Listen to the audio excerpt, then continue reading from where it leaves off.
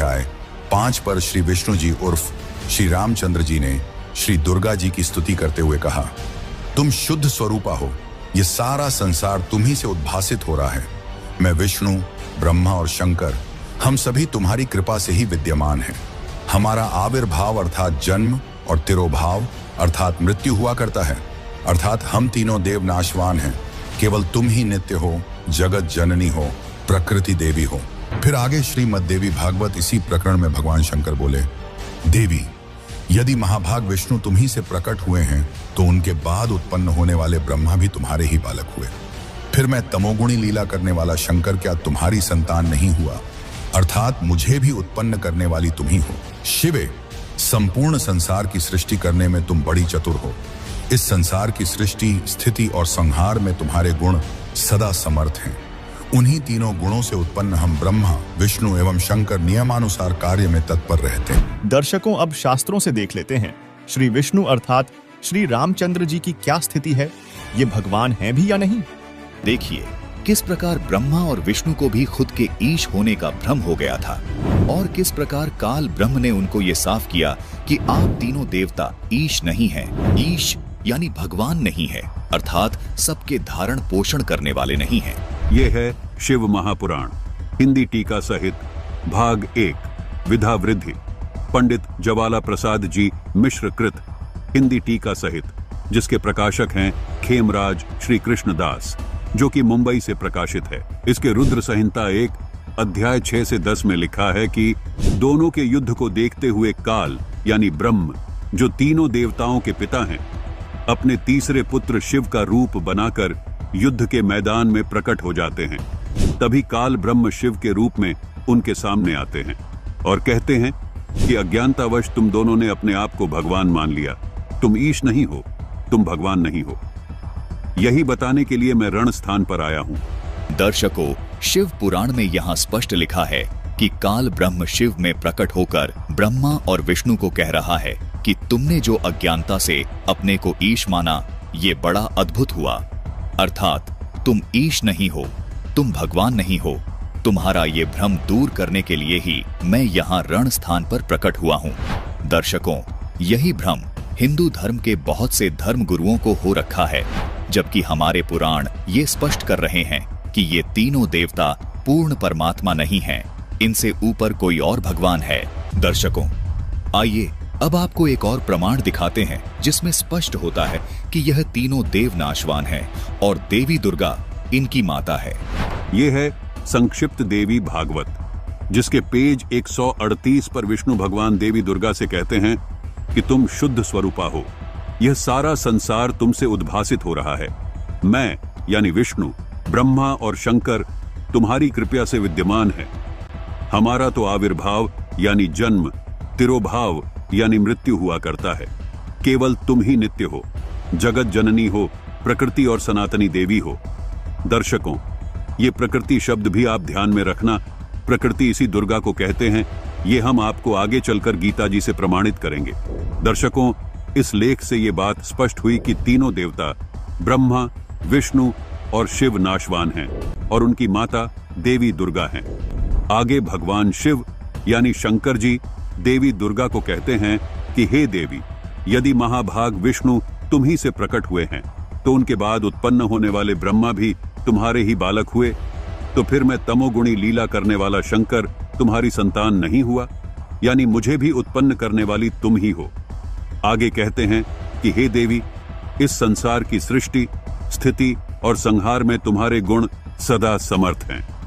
उन्हीं तीनों गुणों से उत्पन्न हम यानी ब्रह्मा, विष्णु और शंकर नियमानुसार कार्य में तत्पर रहते हैं।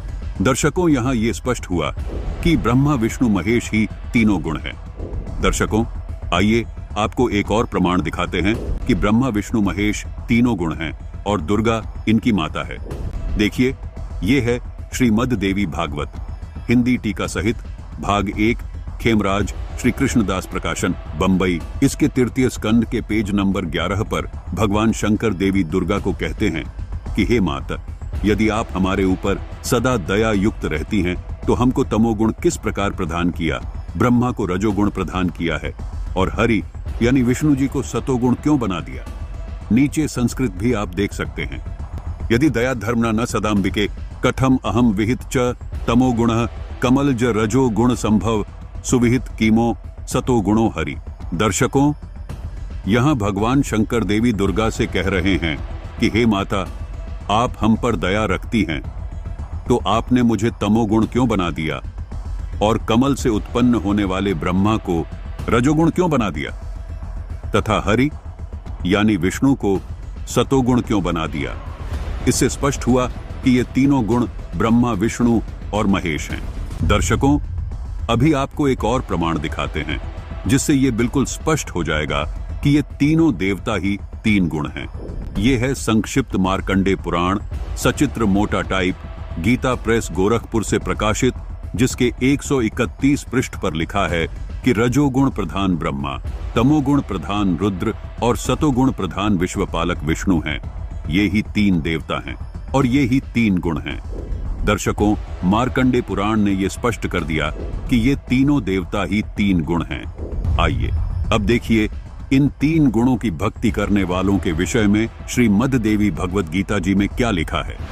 ये है श्रीमद् भगवत गीता, गीता प्रेस गोरखपुर से प्रकाशित, अध्याय 7 के श्लोक 12 में लिखा है कि जो सतोगुण से उत्पन्न होने वाले भाव हैं और जो रजोगुण से तथा तमोगुण से होने वाले भाव हैं, उनको तू मुझसे ही होने वाला ऐसा जान। इस श्लोक में यह स्पष्ट हुआ कि रजोगुण यानी ब्रह्मा से उत्पत्ति, सतोगुण विष्णु से स्थिति और तमोगुण शिव जी से संहार हो रहा है। अध्याय 7 के श्लोक 13 में लिखा है कि गुणों के कार्य रूप सात्विक, रजस और तमस, इन तीनों प्रकार के भाव से ये सारा संसार मोहित हो रहा है, इसलिए इन तीनों गुण से परे मुझे नहीं जानते।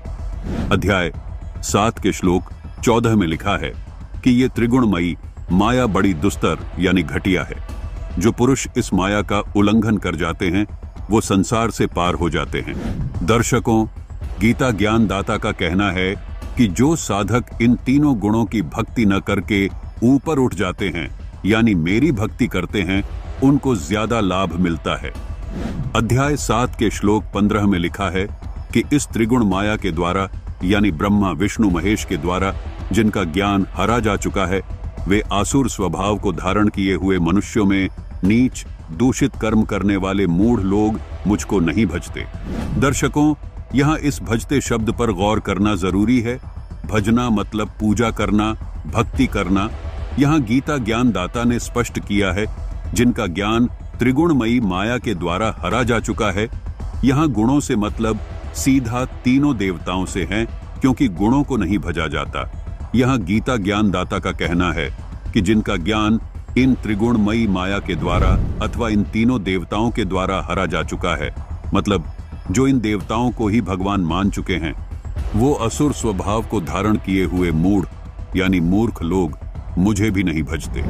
दर्शकों, ये सिद्ध हुआ कि हमारे हिंदू धर्म के शीर्ष शंकराचार्यों को भी अपने शास्त्रों का ज्ञान नहीं है। केवल सुनी सुनाई बातों को भोली जनता के सामने सुनाकर केवल झूठी महिमा बनाए बैठे हैं। वास्तविक ज्ञान संत रामपाल जी महाराज ने अपने ही पवित्र शास्त्रों से आप सबके सामने